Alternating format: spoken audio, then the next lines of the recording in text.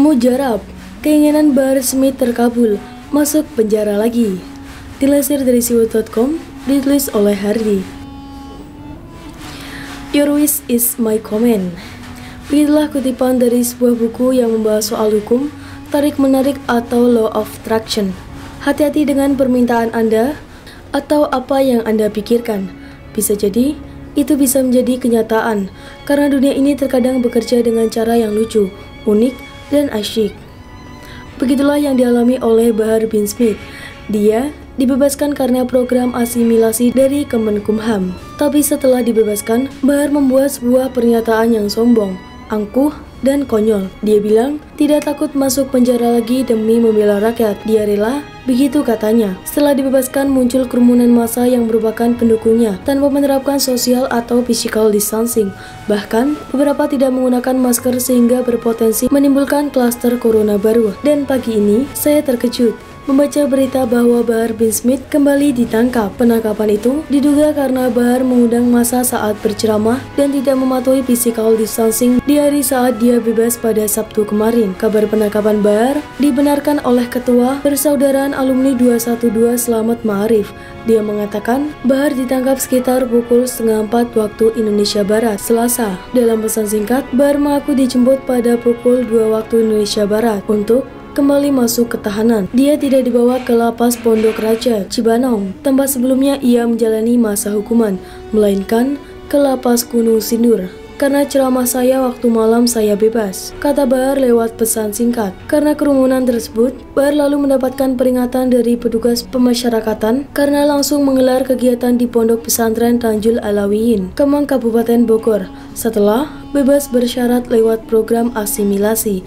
Setelah kejadian itu, maka saya perintahkan petugas pemasyarakatan untuk menelpon yang bersangkutan, mengingatkan bahwa bagaimana pencegahan COVID-19 saat masa PSBB. Jadi, tidak boleh mengumpulkan massa yang banyak, kata Kepala Divisi Pemasyarakatan Kementerian Hukum dan HAM Jawa Barat, Abdul Aris. Aris mengaku sudah mengingatkan Bahar agar tidak membuat kegiatan yang mengundang massa di pondok pesantrennya tersebut. Tapi pada malam harinya Bahar justru menggelar kegiatan yang mengundang banyak orang. Dia menyampaikan ceramah, jumlah orang yang datang jauh lebih banyak. Mereka pun tidak menjaga jarak satu sama lain. Akhirnya keinginan untuk masuk penjara lagi terkabulkan. Makanya jadi banyak gaya. Ngomong jangan terlalu overdosis kadar sombongnya. Jadi teringat dia dulu pernah memilih busuk di penjara. Memang orang ini harus dikasih pelajaran karena memang bandel. Model tukang aniaya orang dianggap sebagai ulama atau habib. Dunia ini memang sudah terbalik. Mungkin Bahar merasa kebal dengan virus corona. Karena itu dia tidak mematuhi anjuran pemerintah. Orang seperti dia inilah yang membuat pemerintah pusing. Dibiarkan salah, diurus malah membangkang. Herannya, orang-orang yang berkumpul oke-oke saja. Tidak ada yang menasihati, atau mungkin dia masih belum puas menjalani hukuman di penjara, sehingga sengaja berbuat sesuatu yang membuatnya kembali ditahan. Doyan ceramah, kan bisa ceramah secara virtual. Gak perlu pakai acara undang-undang massa segala. Bagusnya memang sekalian ceramah aja di penjara. Orang model begini memang bagusnya kembali dijebloskan saja. Tidak takut pada pemerintah, tidak taat aturan, tidak memikirkan keselamatan orang lain. Tuhan diseret-seret sebagai alasan tindakan konyolnya. Dibebaskan atas dasar kemanusiaan, dianya tidak memperhatikan keselamatan banyak orang.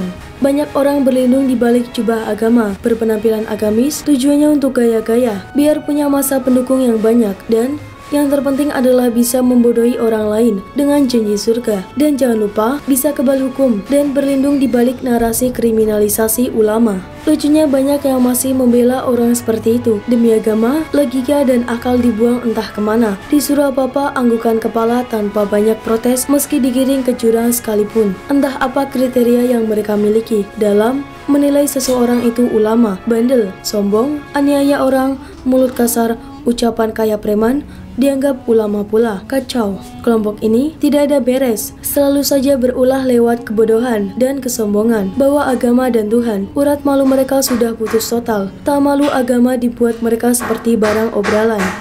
Bagaimana menurut Anda?